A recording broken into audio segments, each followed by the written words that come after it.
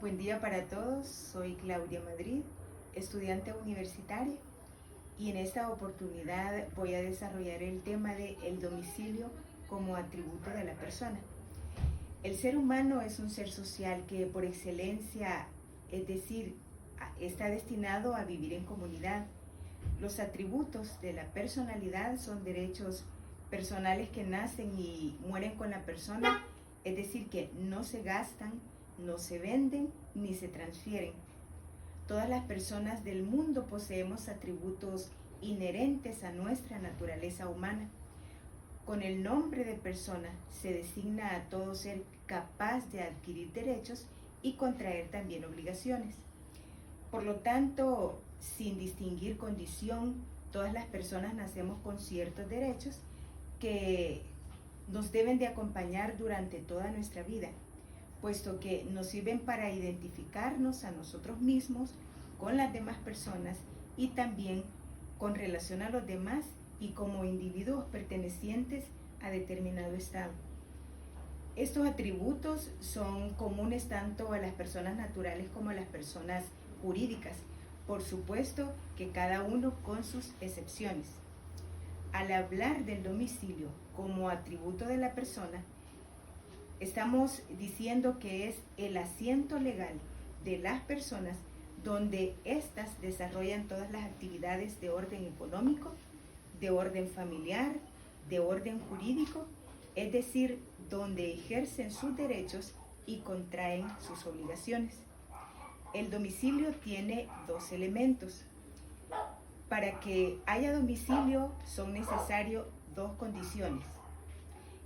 El primer elemento es el ánimo, el elemento moral, mental o psicológico que puede ser reconocido por manifestaciones externas, es decir, que revelan o supongan la intención de permanecer en determinado lugar o residencia. El segundo elemento es la mera residencia. La mera residencia física, es decir, la existencia de un lugar determinado o definido, que es la voluntad de estabilizarse en cierto lugar, es el centro de la actividad jurídica o el lugar donde se vive y por consiguiente fácil de determinarse o de identificarse. Este atributo del domicilio, su base legal la encontramos en el Código Civil en diferentes artículos, desde el artículo 57 hasta el artículo 71 podemos encontrar la base de este atributo. Respecto a las distintas clases de domicilio, podemos mencionar, hay una diversidad de clases, pero en esta oportunidad vamos a hacer referencia a unas cuantas.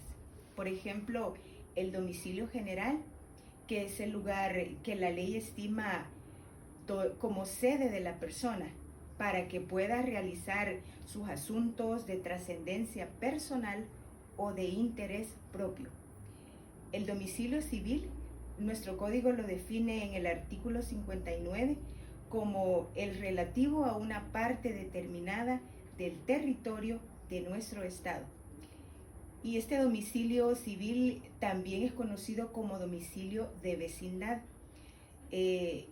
Aquí se define en el Código Civil, en el artículo 60, cuando dice el lugar donde un individuo está de asiento o donde ejerce habitualmente su profesión u oficio o donde ha manifestado a la autoridad municipal su ánimo de permanecer, determina su domicilio civil o vecindad. El otro tipo de domicilio es el domicilio político o también llamado internacional. Y esto lo encontramos en el artículo 58 de nuestro Código Civil. El que lo tiene o adquiere es o se hace miembro de la sociedad salvadoreña, aunque conserve la calidad de extranjero. La Constitución y efectos del domicilio político pertenecen en este caso al derecho internacional. Otro tipo de domicilio es el domicilio especial, que es entendido como los diferentes lugares que la ley considera para esta persona, que es la sede de esta persona, pero en este caso ya respecto a determinados asuntos, por ejemplo, un domicilio fiscal.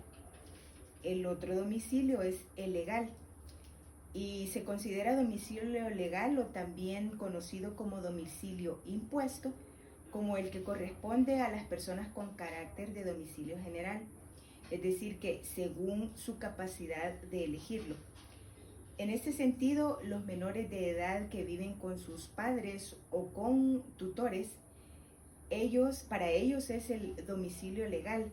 También para aquellas personas, por ejemplo, los mayores de edad que ya no pueden decidir sobre ellos mismos, también tienen domicilio legal. El domicilio que legalmente conlleva su función, como por ejemplo ocurre para los militares, que ellos también tienen un domicilio legal. En el artículo 64 del Código Civil establece que también los empleados tienen domicilio legal y reza de la siguiente manera: los empleados públicos tienen su domicilio en el lugar donde desempeñan sus funciones. Las personas jurídicas y asociaciones reconocidas por la ley en el lugar donde está situado su dirección o administración, salvo que dispongan sus estatutos o leyes especiales. Y el último tipo de domicilio al que haré referencia es el convencional o de elección. Y este es el que elige una u otra parte de un contrato para que surta efectos respecto a las consecuencias de este contrato. Las personas en sus contratos para la ejecución de sus obligaciones judiciales o extrajudiciales a que dirige el lugar del contrato deben establecer este domicilio. Y esto también tiene su base en el artículo 67 del Código Civil. Para concluir, las personas necesitamos tener un lugar específico donde nos puedan ubicar para así poder ejercer los derechos y obligaciones. Y pongo como ejemplo el proceso del emplazamiento. El emplazamiento, y que de una manera vasta y suficiente lo detalla en el Código Procesal Civil y Mercantil, en el artículo 181, en su último inciso, establece lo siguiente: si se obtuviera el conocimiento de un domicilio o lugar de residencia, se practicará la comunicación en la forma ordinaria. En caso contrario, el emplazamiento se realizará en la forma prevista en este código. De esta manera muy breve, he desarrollado el tema del domicilio como atributo de la persona.